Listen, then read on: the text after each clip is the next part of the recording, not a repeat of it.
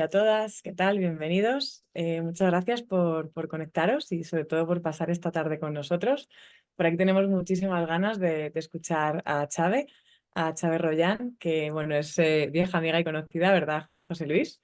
Y nada, antes de que empecemos con ella, deciros, yo soy Yolanda, soy coordinadora de la escuela, os lo ponía por ahí por el chat, os saludo ahora de viva voz a todos.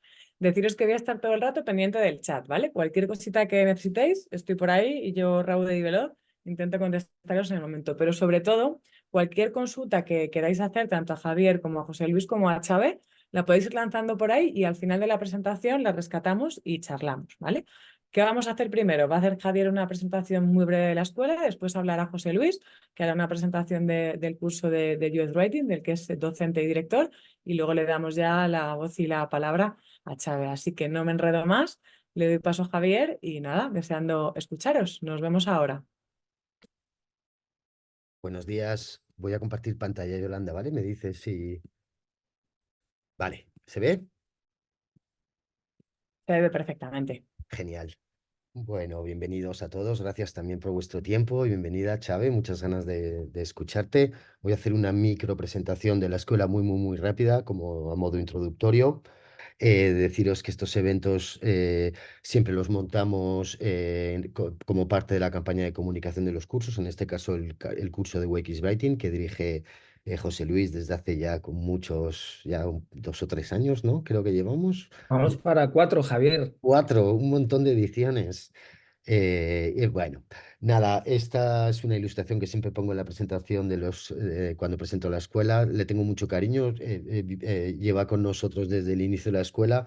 Me la hizo un ilustrador sevillano que se llama Martín Basatí. Le pedí que me hiciera un señor Mr. Marcel y se basó en las películas de Jacques Tati y me hizo este personaje al que tengo mucho cariño y me sigue gustando porque me sigue pareciendo como válido y tiene 15 años. Nada, esta es la definición de la escuela. Quizás lo más relevante es lo que veis en negrita, a quién nos dirigimos y cómo lo hacemos. Y comentaros que nuestra formación está basada en estos 3 ejes. Cuidamos muchísimo los contenidos y el profesorado, también el cuidado de la experiencia y quizás el punto más relevante es este último, el firme conocimiento de que por una escuela del futuro es hoy. Intentamos hacer una formación que trascienda el presente y que también ayude en el medio y largo plazo. Y quizás esto es bastante importante, por lo menos para nosotros. Realmente somos una escuela que tiene un propósito. El propósito es ayudar a las personas a tener un futuro mejor. Esto es algo como muy importante y que tenemos como grabado a fuego y todo lo demás es una consecuencia. Y nada más, con esto ya os he explicado la escuela brevemente.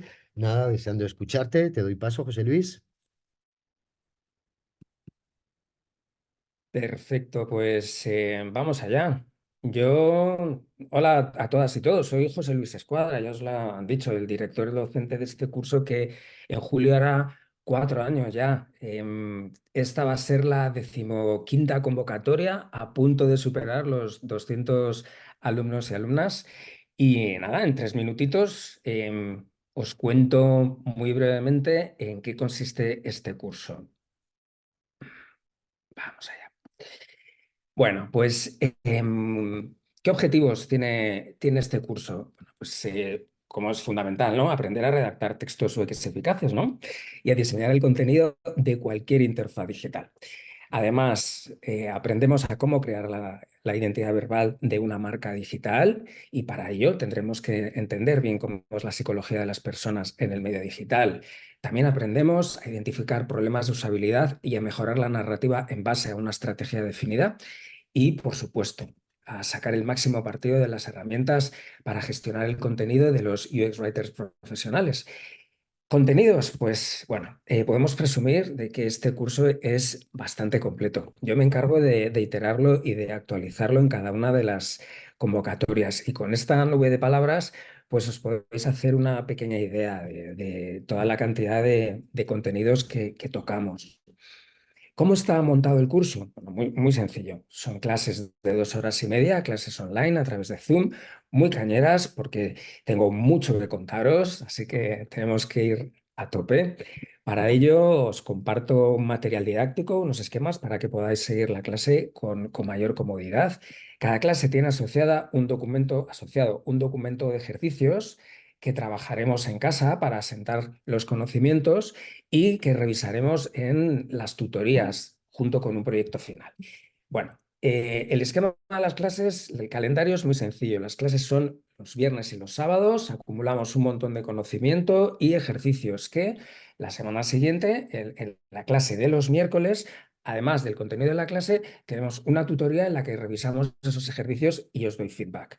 Bien, ese esquema lo repetimos una semana más y otra hasta que llegamos a la última clase, la última tutoría. Después tenéis una semana entera para crear vuestro propio proyecto de diseño de contenido, ¿de acuerdo? Y bien, después de esa semana, en la tutoría, las tutorías finales, que dividimos en dos clases, en martes y en miércoles, pues la compartimos entre todos, ¿no? Y por supuesto recibís mi feedback para dejarlo bien a punto para el portfolio.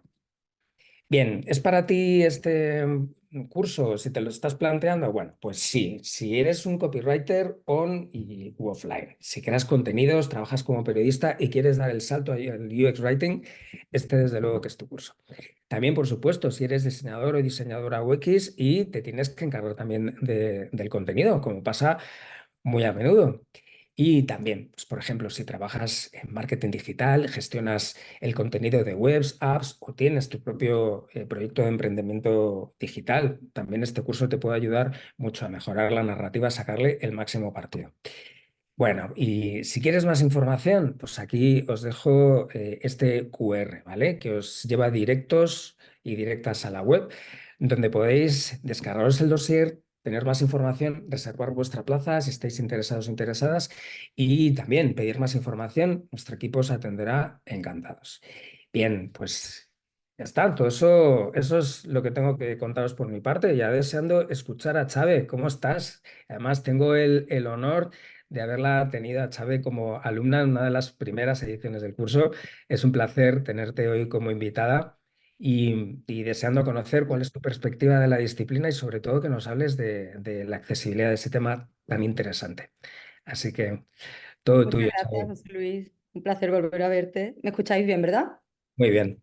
Vale, genial. Bueno, me ha traído muchos recuerdos tu presente del curso. Efectivamente, fui de en las primeras ediciones, estuve con José Luis, me ayudó muchísimo a sentar esas bases que tenía en la cabeza. Es verdad que lo de su feedback son súper potentes y aprendes un montón. Y bueno, voy a empezar a compartir y vamos a charlar un poquito sobre la trayectoria que he ido llevando desde entonces hasta ahora y un poquito antes también. Genial, bueno, pues he llamado a la charla. Esta charla será una charlita breve de una media hora, ¿vale? Como ha comentado, en la última parte hablaremos sobre accesibilidad, pero para llegar a ella quiero que hagáis también el recorrido que yo hice hasta llegar a la accesibilidad. Y como bien ha comentado también José Luis, ¿no? Como muchos venimos del mundo del copy y saltamos al diseño de contenidos o al UX Writing, ¿no? Y bueno, esta soy yo, Chávez Rollán, soy diseñadora de contenidos actualmente en BBVA con Nativo y doy servicio a BBVA 100% de mi tiempo. Llevo un año y casi medio trabajando con ellos y bueno, cómo he llegado a estar en BBVA, cómo he llegado a ser diseñadora de contenidos, ¿no? Quería contaros un poco mi trayectoria y explicar ese proceso que yo suelo decir de forma natural que he ido llegando hasta el punto en el que estoy hoy. Comencé en el mundo de las agencias de publicidad, como muchos de nosotros y de nosotras seguro. Los contenidos siempre habían sido y las narrativas siempre habían sido mi punto no fundamental, mi punto fuerte, a lo que yo quería dedicarme. Pero empecé pues en marketing, en publicidad, DPR, redes sociales, contenidos muy variados, incluso también webs, por supuesto, desde muy al inicio, ¿no? Ahí tenéis una relación de algunas de las marcas con las que he podido trabajar. He trabajado con muchas otras, más grandes, pequeñas, medianas, de todo tamaño. Pero sí es verdad que en todas ellas siempre ha habido algo constante que ha sido esa versatilidad del puesto de la persona que se dedica a contenidos, ¿no? Nos hemos dedicado y hemos ido saltando dentro de la narrativa siempre, pero en muchos ámbitos diferentes, ¿no? Y eso nos ha dado mucha versatilidad, pero también nos ha ido dejando un poco pendientes de esa profesionalización, como estamos en el punto de hoy día en el que el diseño de contenidos pues ya tiene un peso importante, pero hemos necesitado un recorrido para llegar hasta él, ¿no? Ahí, como veis, en 2014 hago mucho hincapié en el storytelling. El storytelling empiezo a incluirlo en todos mis trabajos, gracias también a los trabajos que había tenido y las empresas para las que había tenido la suerte de poder trabajar. Es algo que incluí dentro de mi metodología y que de hecho se ha convertido también en un proyecto mío personal. Imparto clases de storytelling y doy apoyo a diseñadores UX UI en bootcamps pues para que puedan aplicar eso en su diseño, siempre marcando con una marca muy fuerte sobre la narrativa, ¿no? El diseño con la narrativa. Es entre 2018 y 2019 cuando empiezo a trabajar y empiezo a dedicarme al mundo del UX, más al puro diseño de contenidos. Y es sobre 2020 cuando hago el curso con José Luis. Y ahí empiezo a especializarme ya, a poner bases sobre todo lo que yo venía trabajando y elaborando desde hacía muchísimo tiempo, ¿no? Acabo trabajando para Cecotec, haciendo activación de voz. También hablaremos sobre la activación de voz y el diseño de contenidos, con los asistentes de voz.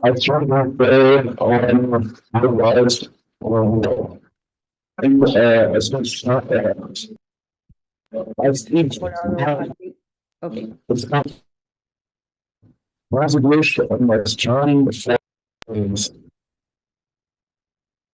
Vale, creo que ahora ya podemos seguir. Vale. ¿Me Sí, no escucháis? sé qué ha ¿Verdad? pasado, disculpa. No Es sé, que, no sé sí. qué ha sido tampoco. No hay problema. Cosas del directo. Como os decía, y como llegamos al punto de estar hoy aquí, ¿no? Hablando sobre diseño de contenidos.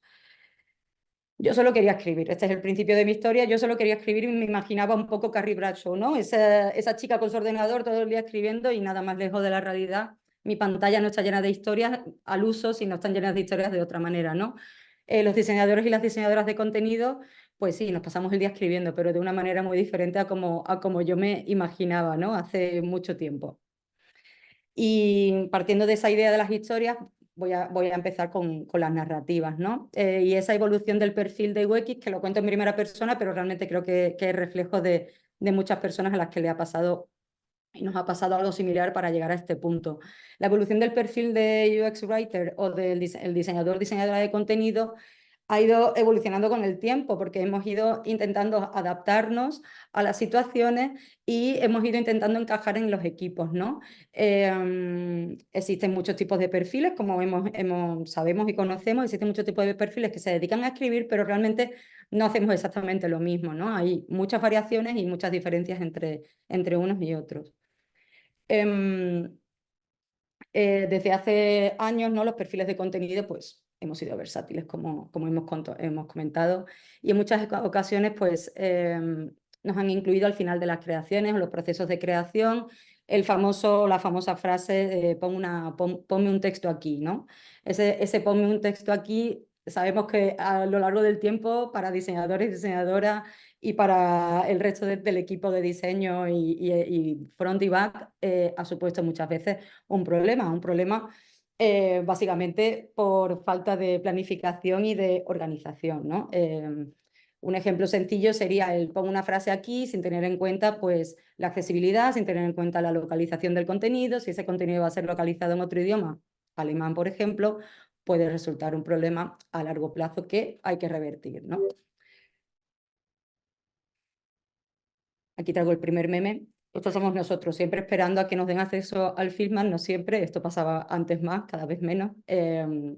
Hemos sido siempre los que nos han incluido, las que nos han incluido en el último momento, por no tener esa capacidad de ver la importancia de la narrativa sobre el diseño y sobre la importancia que tiene esa narrativa en los flujos que diseñamos constantemente.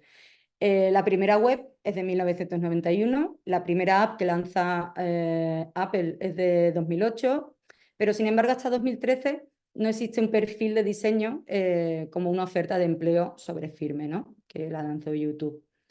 ¿Qué ocurre? Pues que durante esas 2 décadas los textos de interfaces no son considerados lo suficientemente importantes como para tener una persona experta en el equipo o dedicada exclusivamente a diseñarlos, ¿no? Entonces, podemos preguntarnos que quién escribía esos textos. Pues realmente los escribíamos los que pasábamos por allí o los que podíamos, ¿no? Yo me he dedicado a escribir muchas webs desde hace muchos años, pero yo no era una persona experta en webs o que solamente estuviera en los equipos para esa labor.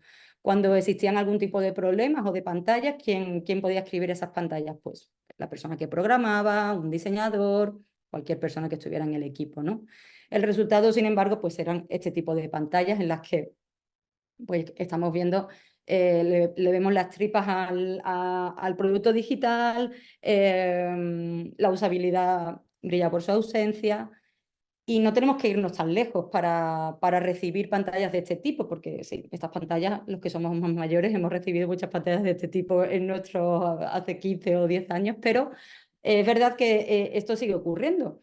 Ocurrió hace relativamente poco cuando Protección Civil mandó este mensaje que a mucha gente me dio ahí un poco de susto en casa cuando empezó su móvil a sonar.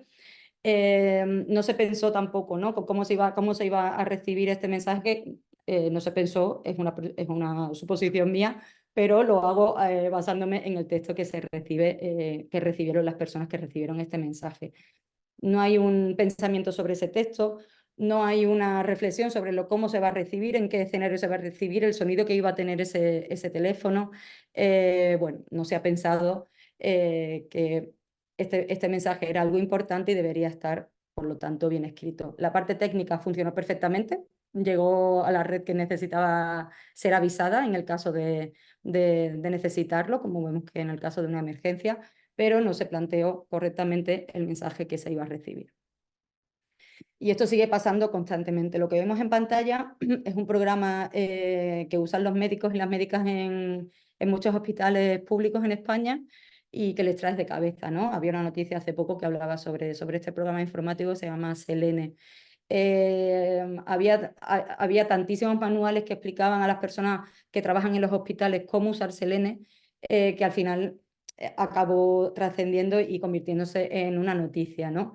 Este tipo de onboarding en el que una persona llega a un hospital y necesita leerse 25 o 30 PDFs para poder usar el programa informático en el que va a trabajar, no debería ser así. Y por supuesto no es solamente una cuestión solo de diseño, sino también de contenido. El contenido en este caso sería una guía perfecta para poder ir guiando a la persona sobre el propio programa para darle contexto de cómo funciona, ¿no?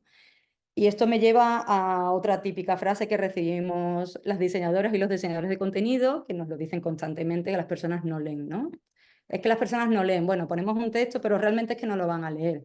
Y yo siempre me pregunto, ¿de verdad no leemos? ¿De verdad las personas no leen? ¿No leemos diariamente un montón de pantallas y de cosas? Vamos a jugar un poco, ¿no? Intenté pensar una pantalla en la que no hubiera entrado hacía mucho desde el navegador y puse Spotify, ¿no? Como no tenía logueado, pues me apareció una pantalla en inglés, lo que veis en pantalla, ¿no? Me apareció lo que veis en pantalla. Yo cliqué a cambiar el idioma y me apareció el rectángulo, ¿no? Que aparece en el centro para elegir el idioma.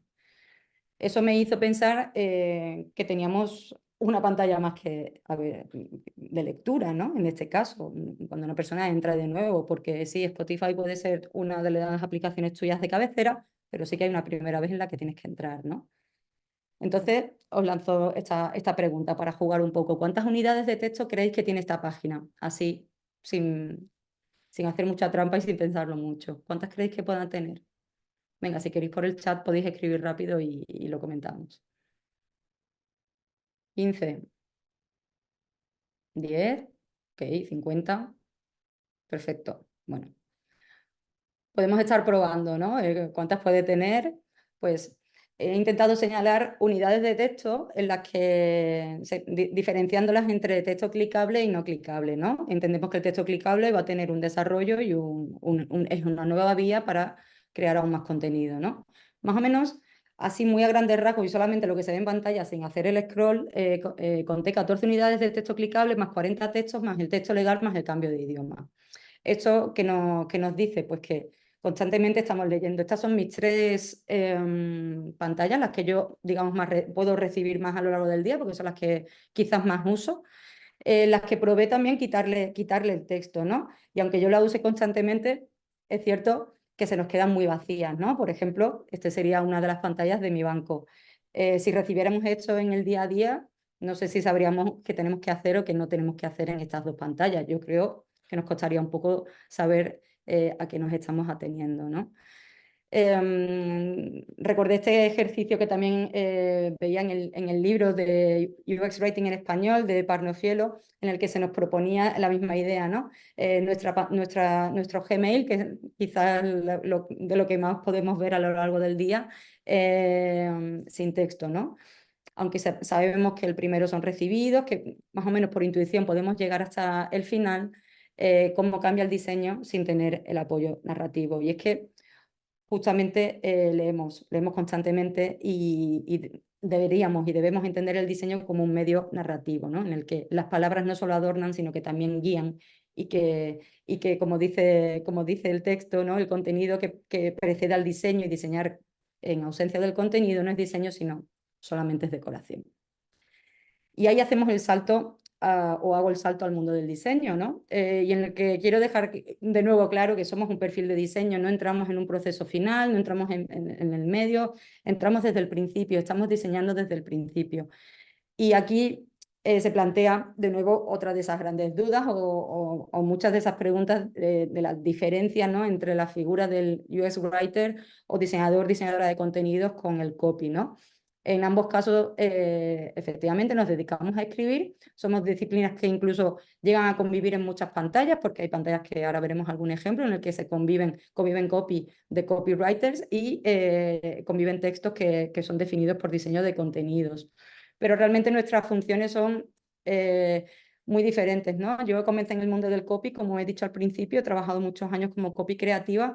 Y si he de señalar una diferencia abismal con el trabajo que hago ahora, es que yo antes podía estar trabajando sola durante muchísimo tiempo. De hecho, he llegado a hacer proyectos en los que no he hablado prácticamente con nadie, simplemente he recibido un briefing, lo he presentado y mi trabajo ha terminado, ¿no?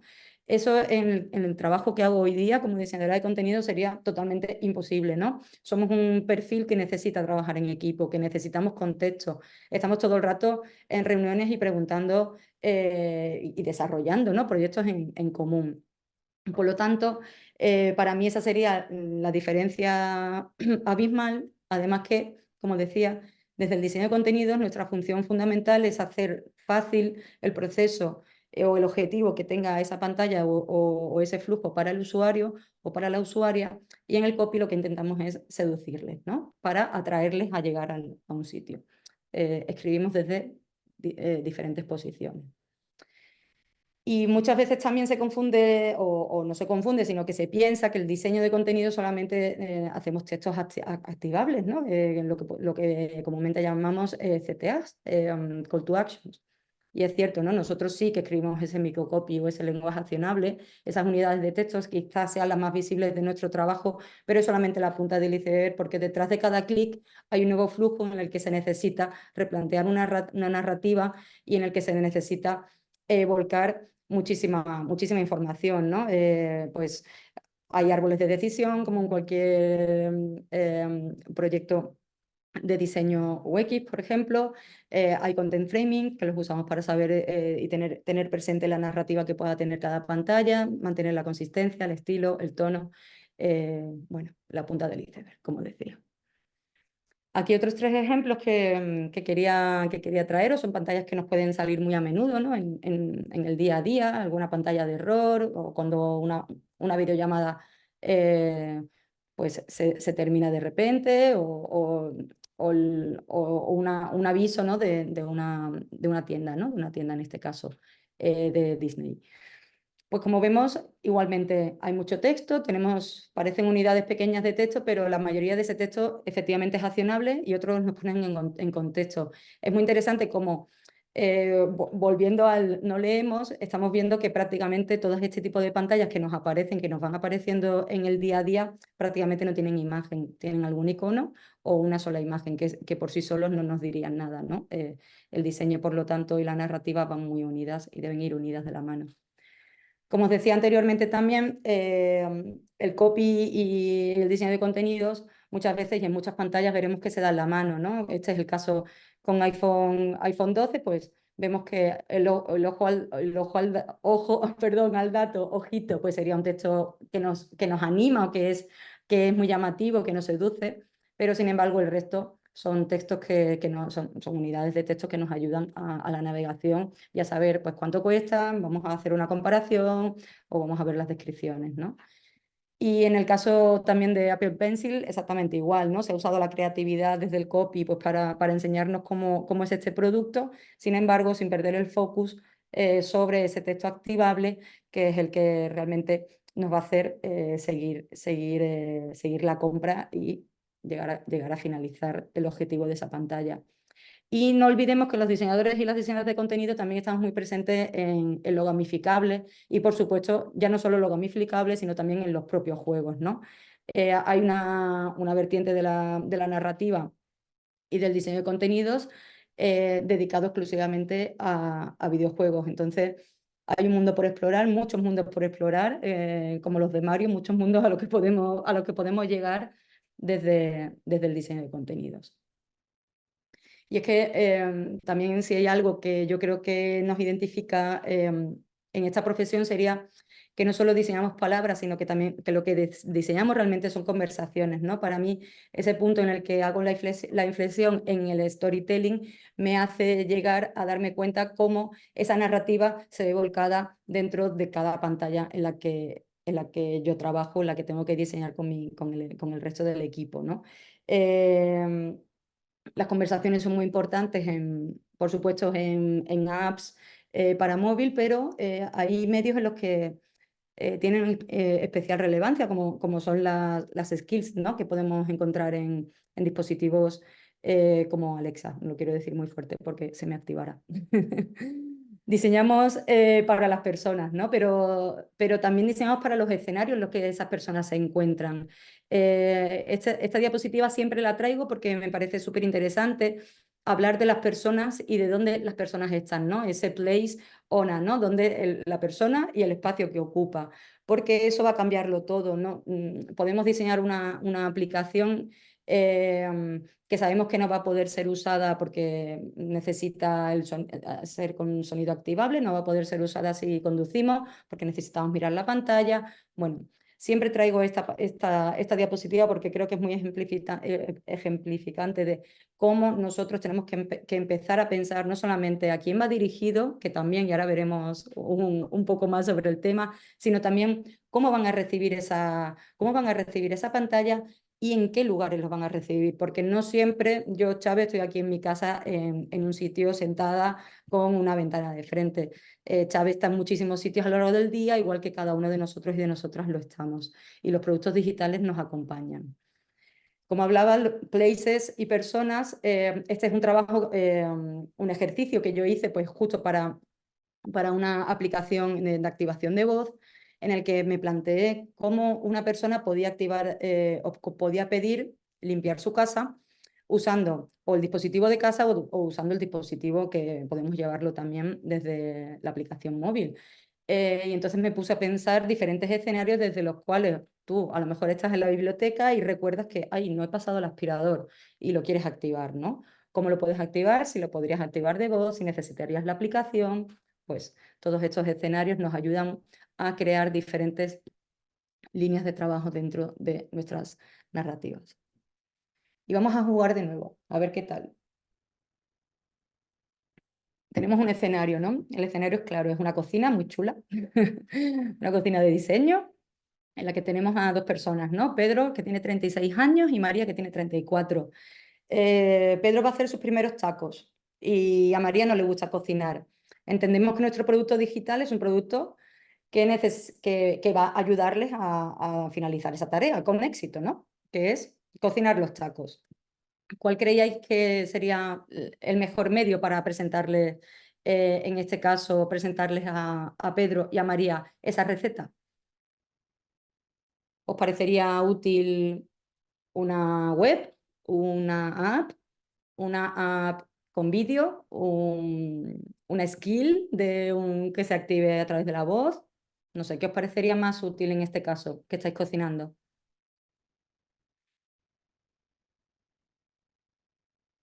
Venga, no seáis tímidos. Todas las respuestas son correctas.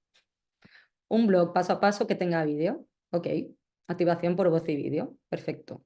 Podrían ser una de las soluciones, pero como antes decíamos, solamente sabemos un poquito de Pedro y un poquito de María, tenemos la punta, ¿no?, del iceberg. Las respuestas son correctas según lo que estamos viendo, pero si damos la vuelta a la pantalla vemos que además hay una niña de 2 años que hoy no le gusta la comida y está gritando. Lo cual, para una persona que a lo mejor es su primera vez que está cocinando y a una persona que no le gusta cocinar, eso ya nos lo pone más difícil, ¿no? Poder seguir una lectura o un vídeo, no lo sé. A lo mejor hay gente que puede concentrarse, yo no podría. Pero es que además, si miramos al suelo, vemos que tienen a Rocky, que tiene 5 años, que es súper gracioso y simpático, pero que cada vez que ladra, cada vez que Mila está gritando, ¿no? Por lo cual ya estamos imaginando una cocina con bastante ruido. Los escenarios cambian todo y cambian a las personas, no cambian a nosotros. No somos los mismos conduciendo y no somos los mismos en casa tranquilamente viendo una peli en Netflix. Pero si además sabemos un poco más sobre nuestros usuarios, Pedro es una persona sorda, quizás no podíamos haber puesto la opción del vídeo, el vídeo tiene que haber tenido subtítulos, quizás cocinando, seguir una web o un blog tocando la pantalla hubiera sido un poco difícil, pero es una solución buena para Pedro. Bueno, no vamos a encontrar aquí la solución, quizás hubiéramos necesitado un asistente de casa pero con pantalla, o un asistente que use el lenguaje visual con signos, ¿no? Un lugar que estuviera en un lugar visible desde cualquier punto de la cocina para que Pedro pudiera seguir la receta. La posibilidad de repetición sin activación manual, porque igual tienen las manos ocupadas y María está con la niña o el perro está haciendo cualquier cosa. Y sobre todo tiempos prolongados. En este caso sería un escenario importante, ¿no? Sobre todo para Pedro y para María, que es su primera vez cocinando, ¿no? También, o sea, no le gusta cocinar y a Pedro era su primera vez. Entonces, los tiempos prolongados aquí serían importantes, ¿no? Bueno, era un ejercicio simplemente para poneros ahí en la idea sobre cómo las personas son importantes y cómo llegamos al punto de la accesibilidad a la que he llamado people centric. No todas las personas interactuamos con los productos de la misma forma. Aquí lo he lanzado como pregunta, pero yo ahora lo digo como una afirmación. No lo hacemos, ¿no? Esto es un mando de la tele, una tele más o menos de hace 2 o 3 años, no una tele tampoco súper difícil de usar, pero sin embargo este manual se lo hice a mis padres para que pudieran encender y apagar la tele y usarlo, ¿no? No estamos hablando de personas con discapacidad, estamos hablando de personas mayores. Entramos en otros escenarios que pueden ser la edad o pueden ser las circunstancias, ¿no? La edad en sí es una circunstancia que se prolonga en el tiempo, por lo cual este producto, que para a lo mejor una persona de mi edad puede ser bastante intuitivo, para una persona de 70 o 74 años, pues no lo es. Incluso el botón que pone Netflix, no sabían que eso le llevaba a Netflix. El botón que pone Prime Video, no sabían que eso les llevaba a Prime Video, básicamente porque ellos le llaman Amazon. Por lo tanto, nos tenemos que poner en los zapatos, como cuando diseñamos desde el UX, también con la narrativa. Si no incluimos intencionadamente, estamos corriendo el riesgo de excluir involuntariamente. Y esto es súper importante y yo lo tengo escrito en mi escritorio, lo tengo siempre visible esta frase. ¿Por qué? Porque desde el principio, desde que estamos desarrollando un proyecto, necesitamos tener esa intencionalidad de llegar al máximo tipo de personas y a los máximos escenarios posibles.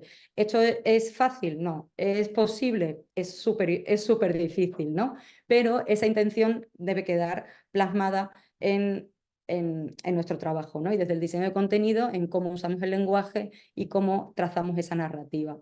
Y no solamente con la narrativa, sino también tenemos que pensar en la diversidad, ¿no? En esa diversidad que deben ofrecer nuestros productos digitales. La diversidad es muy amplia también, hablamos de etnias y de procedencia, de género y de genérica, hablamos de cultura, de lo funcional y lo corporal, hablamos de lo familiar, de lo socioeconómico y también hablamos de la edad, ¿no? Como podéis ver, el ejemplo del mando o cómo Airbnb sí que incluye diversidad étnica o cómo en algunos casos vemos avatares azules pues para no poner un avatar de un color específico que pueda existir naturalmente o cómo directamente se evitan poner figuras corpóreas y directamente ponemos letras, ¿no? Como hizo Google. Y también por supuesto, incluir figuras y personas en puestos que normalmente no se aplican a una mujer o normalmente no se aplican a un hombre o, como ya sabéis, ¿no? Intentar que la diversidad entre dentro de los productos porque realmente nuestra sociedad y la vida que nos rodea lo es, ¿no? Y los productos digitales deben ser un reflejo de cómo nosotros vivimos. La ONU reconoce el acceso a la información y las tecnologías de comunicación como un derecho humano universal. ¿Esto qué quiere decir? Que la accesibilidad tiene que ser igual para todos y todas en la experiencia, es decir, no podemos hacer un producto digital adaptado a personas ciegas. Debe ser un producto para todos y para todas, sin importar cómo y desde dónde accedan al contenido. Después muchas personas necesitarán una herramienta que les ayude a seguir ese producto digital, pero el producto digital debe ser exactamente el mismo para personas con discapacidad o sin discapacidad, ¿no? Y como os decía, sin importar cómo, desde dónde accedan al contenido, porque esto último, como digo en la pantalla, es importante, porque algunos de estos impedimentos son circunstanciales. Esto es se hizo muy viral, ¿no? Y es muy interesante, es de la guía de accesibilidad que hizo Microsoft. Y aquí vemos cómo hay discapacidad que puede ser permanente, temporal o situacional, ¿no? Como puede ser tener un bebé en brazos, una infección de oído o ser una persona no verbal, ¿no? En todas estas situaciones necesitamos que nuestro producto se intente adaptar al máximo número de personas. Hace poco asistí a una charla de una chica ciega en la que ella comentaba que los productos bancarios no le interesaban tanto por lo que le podían ofrecer, sino si ella podía acceder a ellos, lo cual tiene muchísimo sentido. Si tu hipoteca es la mejor en el mercado, pero tú no vas a poder acceder a ella sola, vas a necesitar siempre alguna persona que te ayude o la lectura que te puede hacer un lector de pantalla no es lo que tú necesitas o no es comprensible, pues lo normal y lógico, que yo también lo haría, sería irme a un producto digital que esté adaptado para que yo pueda entender en qué situación está mi hipoteca, ¿no? Y sabemos que desde front y back existen muchísimas herramientas que nos miden prácticamente todo, ¿no? Si nuestra página es más o menos o nuestra app es accesible, incluso el contraste pues, para personas que puedan ser daltónicas o si nuestras pantallas, perdón, pasan cánones para personas con epilepsia, ¿no? Todo esto lo podemos medir, pero ¿cómo medimos el contenido? ¿Cómo sabemos si nuestro contenido es accesible? Pues ahí estamos los profesionales y las profesionales del diseño de contenido para hacer que nuestros productos sean cada vez más accesibles, cada vez más envolventes, ¿no? para la diversidad de sociedad en la que vivimos, ¿no? Diseñamos los productos diversos y accesibles utilizando un focus, ¿no? El focus de la accesibilidad y sobre todo, como os decía al principio, el people-centric, ¿no? Teniendo en cuenta primero el lenguaje y partiendo del lenguaje el resto, ¿no? Podemos tener la típica imagen de personas con diversidad de todo tipo, pero también tenemos que tener en cuenta que hay muchísimas personas que tienen una discapacidad invisible, ¿no? Y que también tienen que estar presentes, ¿no? Muchas veces cuando se habla de accesibilidad web nos centramos mucho en la discapacidad visual, ¿no? En personas que puedan tener problemas visuales o directamente no visuales o no ser visuales, pero existen otros tantos que tenemos que tener en cuenta y que se pueden ir solventando a través del diseño de contenido y del diseño en general teniendo en cuenta unos parámetros muy básicos y que ahora en un poquito os contaré. Este es otro artículo que leí que me llamó muchísimo la atención y lo quería compartir con vosotros y vosotras, que una chica en primera persona contaba cómo había tenido un accidente y su cara se había visto deformada, ¿no? Por lo cual el móvil no la reconocía. Estamos ante un problema en el que tu móvil te está recordando cada día que tu cara no es como la que era antes. Por lo tanto, tendríamos que tener una posibilidad para decir, sí, soy yo, pero mi cara ahora es así, o me ha pasado esto y necesito que mi móvil me reconozca, ¿no? Que esta aplicación pueda tener la opción de volver a reconocerme, porque todos estamos en continuo cambio. Y algo que está muy presente, que es esta tendencia a la simplificación, lo cual es genial porque lo que es simple es ágil y necesitamos que los textos y las aplicaciones tengan poco contenido, pero que el contenido que tenga sea clicable, que sea entendible, que nos guíe a través del producto digital. En eso estamos totalmente de acuerdo, pero esas simplificaciones no pueden llevarse por delante la accesibilidad. Si un texto ayuda a hacerlo mucho más accesible, aunque sea un poco más largo, deberíamos mantenerlo, ¿vale? Y esto es un aprendizaje que quería traer porque es algo que estamos viendo constantemente, que necesitamos, igual que muchas veces necesitamos que los textos que los textos legales pues son un poco más extensos y necesitamos que sean un poco mejor explicados algunos conceptos, en este campo sucede algo muy parecido. Y bueno, para realizar un buen diseño de contenidos con una perspectiva inclusiva y accesible, es necesario diseñar siempre con ese focus, ¿no? Puesto en todos los aspectos que acabamos de comentar. Intentar que estén todos contemplados en nuestras guías de diseño, en nuestras guías de estilo, de tono y también presentes en nuestras ideas de equipo, ¿no? Que siempre seáis los diseñadores y las diseñadoras de contenido y el resto del equipo los que levantéis la mano para decir, ¿y esto cómo se leería? ¿Y esto llevaría subtítulos? ¿Hay transcripción de este vídeo? Pues siempre tener ese tipo de comentarios va a ayudar a que el producto sea mucho más accesible y mucho más completo. Y ahora para terminar quería traeros una breve 7 tips para hacer vuestros diseños más inclusivos, ¿no? Parte de estar intentando que la accesibilidad llegue a todo el mundo, parte de esto, ¿no? Intentar hacer llegar a todo el mundo cómo poder hacer estos productos, nuestros productos que diseñamos, que sean más accesibles posible. Divulgar, ¿no? Y intentar comentar siempre entre equipos pues, para que así sea. Bueno, el primer tip que os voy a dar es que las alternativas de texto siempre sean significativas. Nos ocurre muchas veces que nos encontramos con webs en las que al aplicar el lector de pantalla se nos describe todo absolutamente. No necesitamos describir todo, sino hacer una lectura en la que, vale, una persona que no va a leer la pantalla visualmente, la va a leer con un lector de pantalla, cómo va a recibir la información y de esa forma ir descartando lo que no es exclusivamente importante, ¿no? Para seguir la navegación. También es muy interesante escribir sin asumir capacidades, ¿no? El ver más, el pulsar aquí, quizás no todos estamos pulsando, quizás no todos vamos a ver, ¿no? Vamos a abrir sí, o conocer. Pues intentemos que nuestro lenguaje también se aproxime a la experiencia que podamos tener todos y todas con este producto. También proporcionar un título de página único y descriptivo, y lo mismo con los CTA. Intentar que para la navegación una persona que pueda leer con lector de pantalla, si lee todas las pantallas exactamente iguales, pues no va a saber exactamente a cuál tiene que ir o en cuál estaba el texto o el vídeo que estaba buscando. Y lo mismo ocurre con los CTA. Hay personas con problemas cognitivos que quizás al ver 3 botones en serie en el que se dice la misma frase, un saber más típico o el más info, muy típico también, pueden pensar que esos 3 botones les van a llevar al mismo lugar. Entonces, intentar ser descriptivo y que la capa de accesibilidad siempre dé la información necesaria, pues en el caso de personas que la usen, puedan ampliar el conocimiento de lo que va a suceder a continuación. También pensemos que hay pantallas de todo tipo, entonces necesitamos crear alternativas eficientes a gráficos o materiales interactivos, ¿no?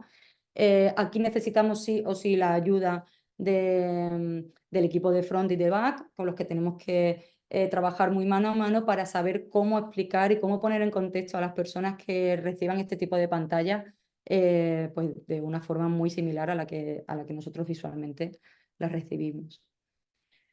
También es algo que se repite mucho en el diseño de contenidos, en el UX Writing, son estos textos que sean simples, que sean ágiles, sin dobles sentidos y que sean descriptivos. Esto nos vale para todos, ¿no? Intentemos no ser paternalistas tampoco y llevar a las personas sin tener que ser demasiado explicativos, ¿no? El ejemplo que os traigo es un móvil para personas mayores en el que, como veis, es muy sencillo, tenemos clarísimo lo que tenemos que hacer, los iconos son mucho más grandes, las imágenes, por lo tanto, también son mucho más grandes, pues para facilitar con el posible problema de visión que pueden tener una persona mayor.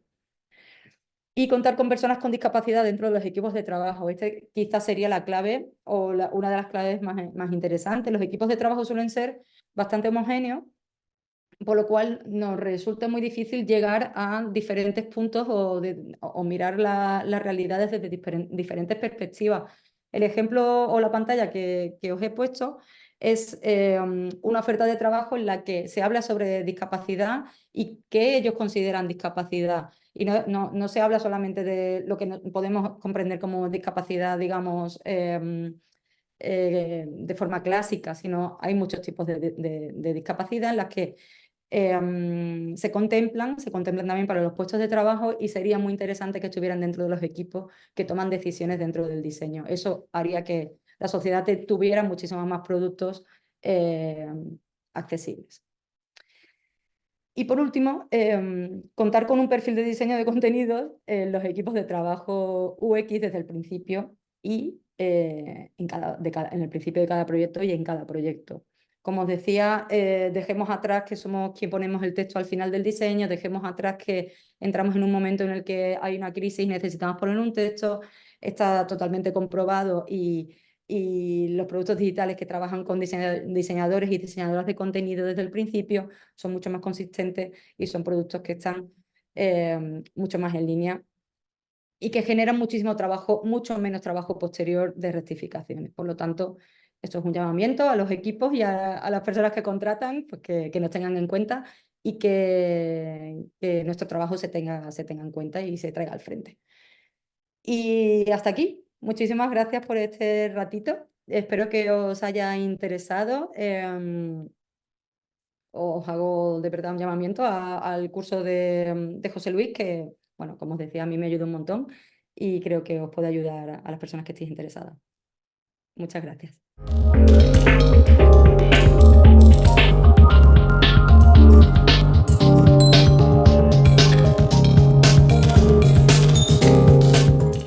Muchas gracias a ti, Chave. Qué maravilla de charla, ¿verdad, José Luis? Si no te importa, quita en la presentación, porque así te vemos a ti en grande, ahora para charlar. Durante la charla nadie ha puesto, creo que estábamos todos ahí como muy pendientes escuchándote y apuntando. No ha habido ninguna pregunta por el chat, así que os animo a que lo hagáis ahora, que tenemos aquí a Chave delante y nos puede responder y dar mucha información. José Luis, que estás sin el micro, que seguro que quieres comentar algo.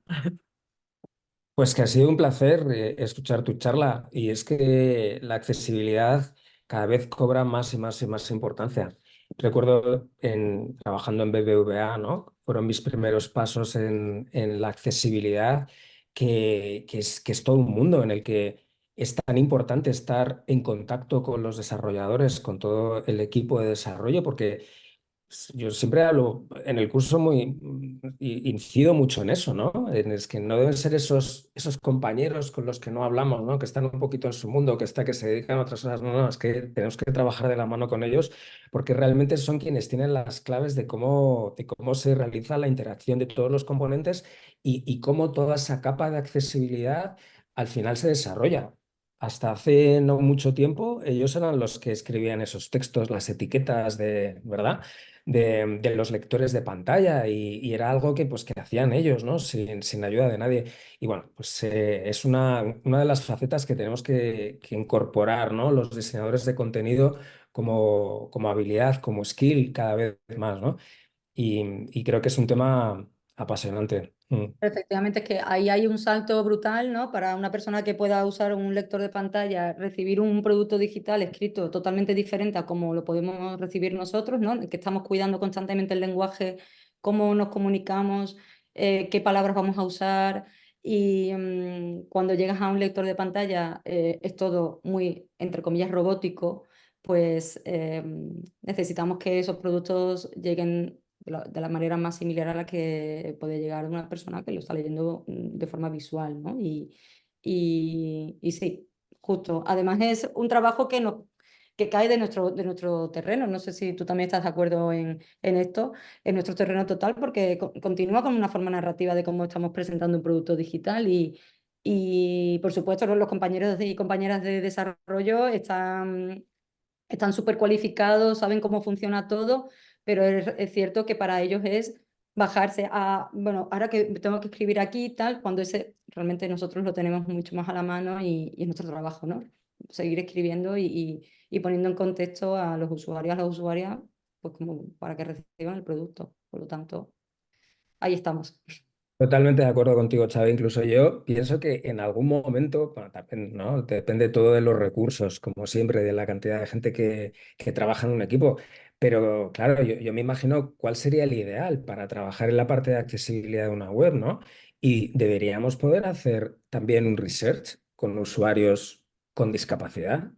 Claro, ¿no? Porque Claro. yo creo que en estos primeros pasos que muchas veces se dan en las grandes empresas, porque las que son más pequeñitas, bueno, pues se están intentando ir ahí, pero claro, a nivel de recursos, pues siempre tienen menos, ¿no?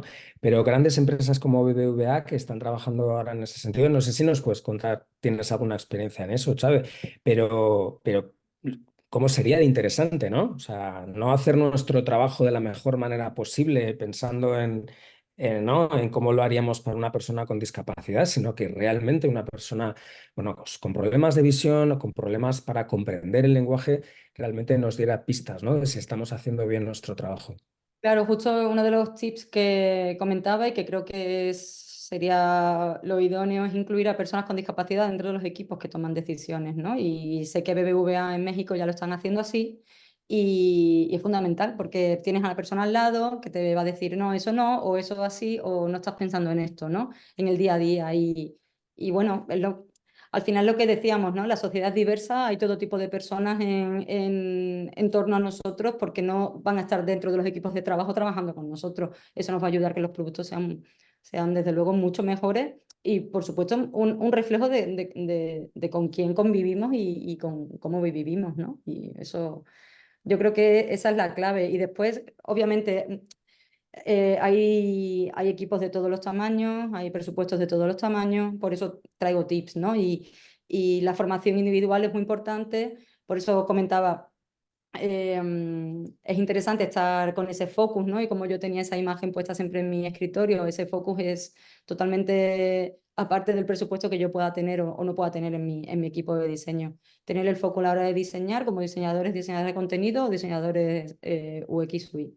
Yo creo que eso serían mis dos consejos generales, ¿no? Y después, por supuesto, profundizar, ¿no? En cómo hacer el producto más accesible.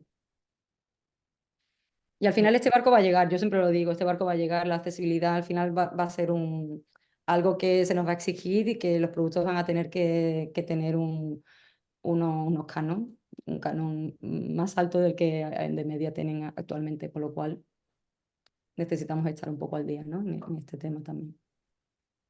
En el caso de los ebooks, mira, por aquí levanta la mano Kiara y además hay dos preguntas por el chat que se ha animado y ha roto el hielo Mary, ahora te las lanzo. Pero también estaba pensando que esto último que has dicho, por ejemplo, en el caso de los ebooks, sí que se ha empieza a ser obligatorio hacerlos de una manera que permitan esa accesibilidad, ¿no? Para que Claro. puedan ser más accesibles para todos. Al final, recoger esa diversidad, independientemente de las capacidades que puedas tener a nivel sensorial. Es que importante. Claro, Es muy complicado. hablamos no solamente de productos digitales, sino entornos laborales, eventos, ¿no? Una persona muy cercana a mí se dedica al mundo de eventos en empresas muy grandes y está especializada justo en esto, ¿no? En cómo los eventos tienen que estar preparados para acoger todo tipo de personas, porque los productos digitales no lo van a estar, ¿no? Y igual que entendemos que un restaurante sin una carta de productos o de alérgenos hace 10 años era posible, pero hoy es prácticamente impensable, nuestros productos digitales dentro de 10 años será impensable que no sean accesibles.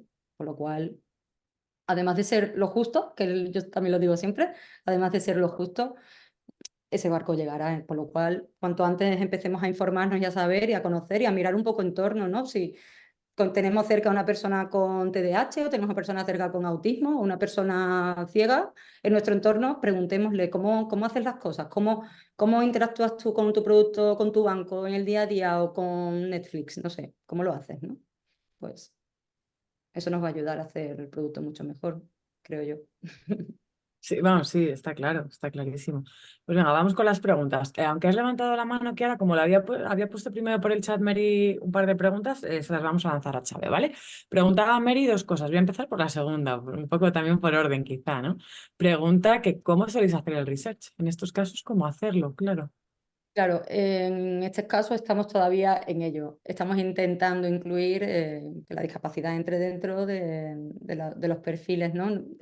Por el momento, yo a nivel de mi equipo en activación de voz, en el trabajo anterior, sí que incluí personas con diferentes discapacidades pues para tener en cuenta, ¿no? Cómo podíamos diseñar este producto.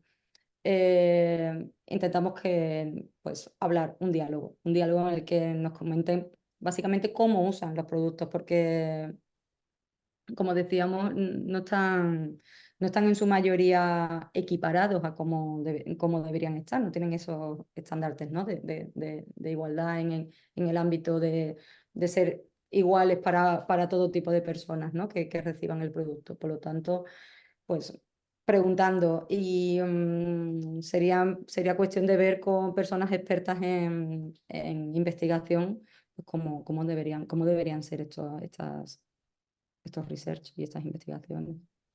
Yo de momento leo mucho y busco muchos vídeos y intento hablar con todo tipo de personas que me comenten, ¿no? Su situación. Quizá esto es muy reciente todavía y estamos remando Efectivamente. ¿no? En esa dirección. Sí, justo coincide que dice Kiara que la pregunta que tenía era esa, así que iba por el mismo. Yo también lo he pensado, y te lo iba a preguntar al final, de cómo hacer esa reset, porque al final tienes que recoger múltiples discapacidades, ¿no? Y Claro. es muy complicado. Efectivamente, es como, pero igual que hacemos los user persona, ¿no? Pues tener en cuenta que dentro de esos user persona vamos a incluir una persona con una discapacidad para que nuestro producto vaya moldeándose, ¿no? Y vaya entrando.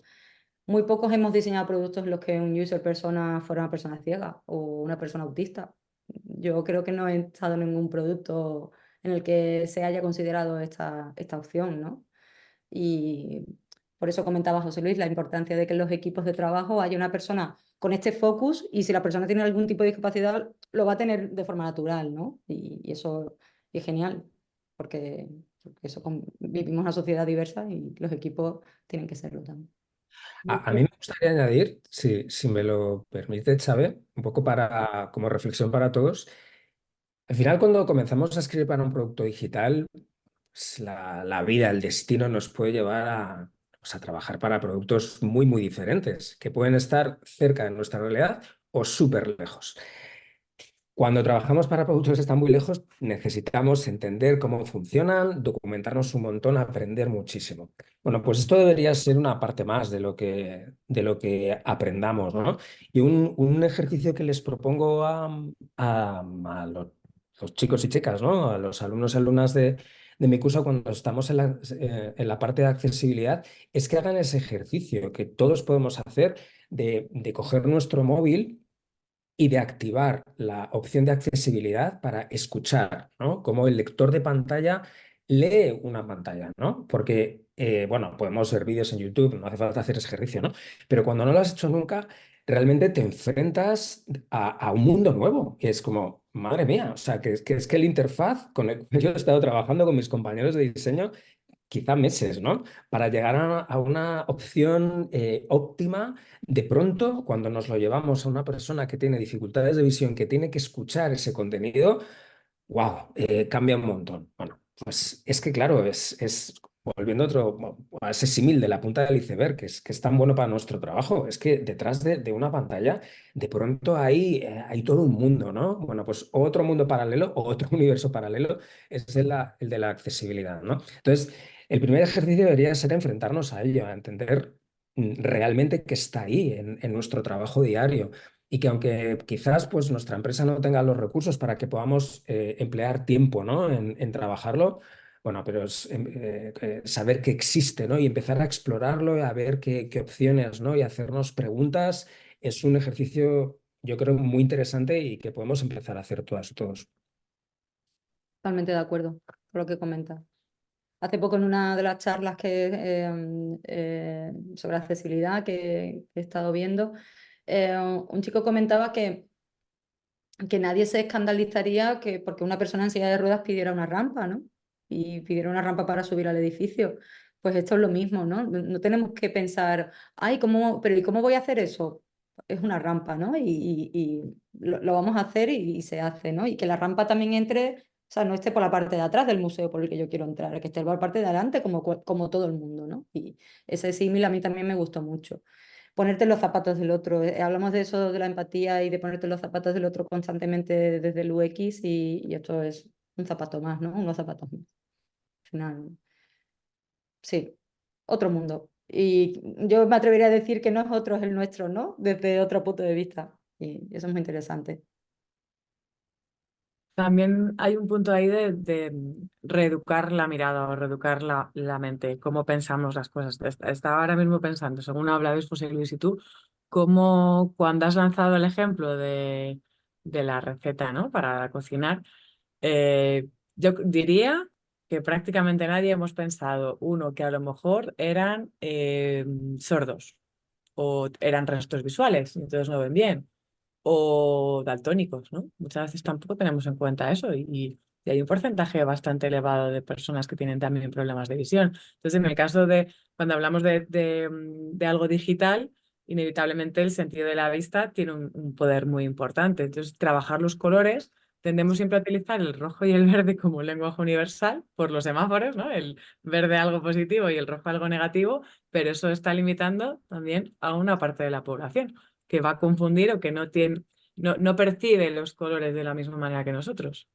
Efectivamente, yo justo con este tema socialmente empieza a activarse todo y lo ves, ¿no? Como muchos proyectos parten de este tipo de ideas, ¿no? Y justo lo del daltonismo, hace nada vi un proyecto muy pequeño, pero que ha tenido mucho empuje sobre esto, ¿no? Incluyen en las etiquetas de ropa una descripción, porque casi todos son como tonalidades marrones, por lo que pude leer, ¿no? Lo que pueden, más o menos, pueden ver tonalidades marrones y tal, y había una descripción. Y no era muy importante esa descripción porque te decía además con qué otra prenda podías combinarla correctamente. Entonces, estar ahí, ¿no? El mundo de la moda, es que, no sé, lo visual, todo lo que sea visual, no cuesta tanto, era simplemente una descripción. No cuesta y sí cuesta, ¿no? Hay que tener el focus en lo que hablábamos. Claro. Y bueno, cambiando un pelín de tema, que seguimos hablando de lo mismo, la primera pregunta que apareció por aquí por el chat, que lanzaba Mary, que había hecho dos, se refería a las guías de estilo. Pregunta que si las revisáis y actualizáis de forma constante, ¿cómo trabajáis esta parte?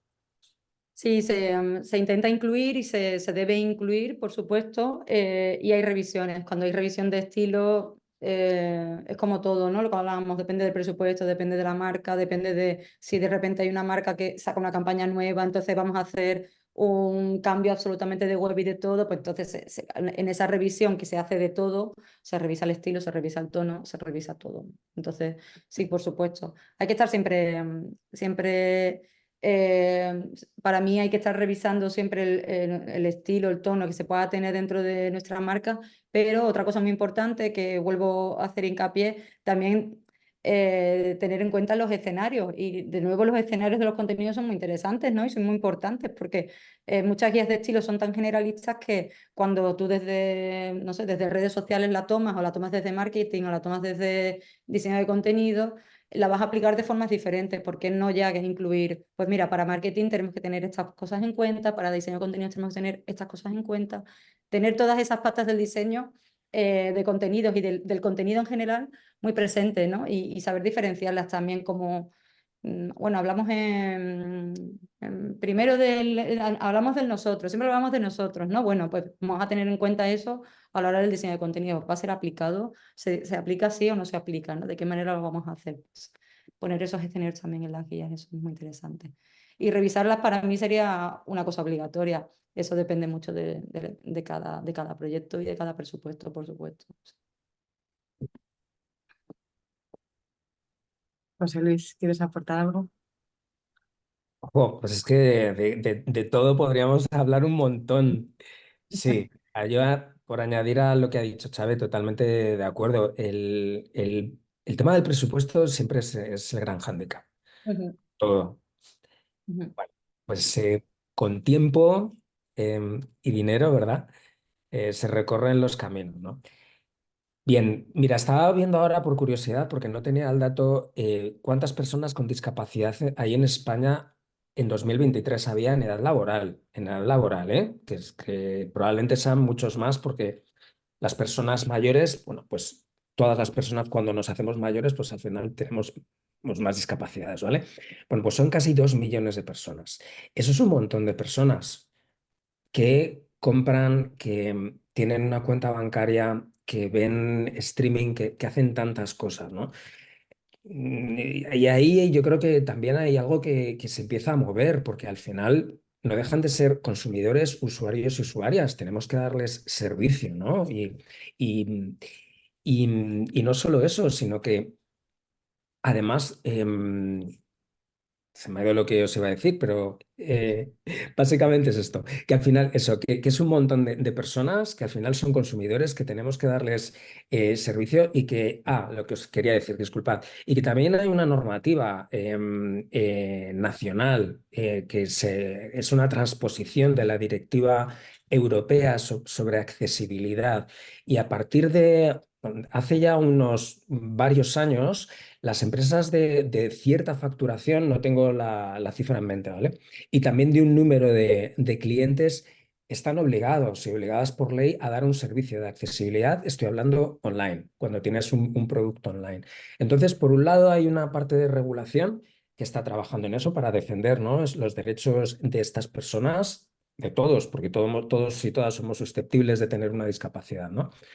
Y por otro lado, el mercado también debería empujar por su lado, ¿no? Porque son consumidores que van a consumir nuestros productos digitales. Entonces, bueno, yo creo que pues, se está abriendo camino y que con el tiempo cada vez va a haber unos estándares de accesibilidad, porque no puede ser de otra manera, mayores, ¿no? Y todas y todos, como diseñadores y diseñadoras de contenido, vamos a tener que adaptar estas habilidades también, ¿no? Y poder ofrecer en nuestro día a día estas respuestas a estas personas.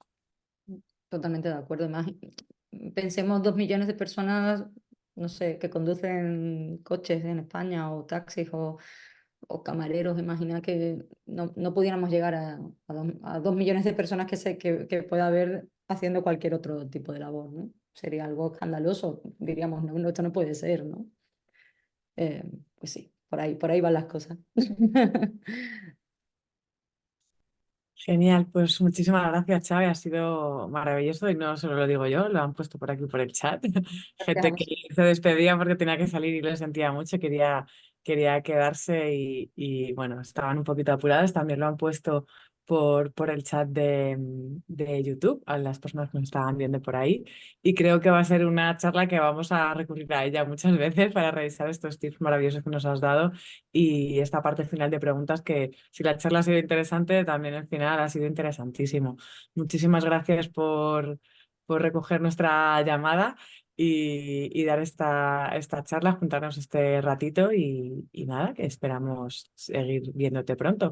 Para el resto que están conectados, es decir, que hemos estado grabando la charla y que estará en YouTube en unos días, no tardaremos mucho y cualquier cosa que necesitéis, pues estamos Javier y nuestros compañeros Roberto y Juana pendientes de cualquier cosita que queráis, ¿vale? Muchas gracias a todos de nuevo y esperando veros pronto.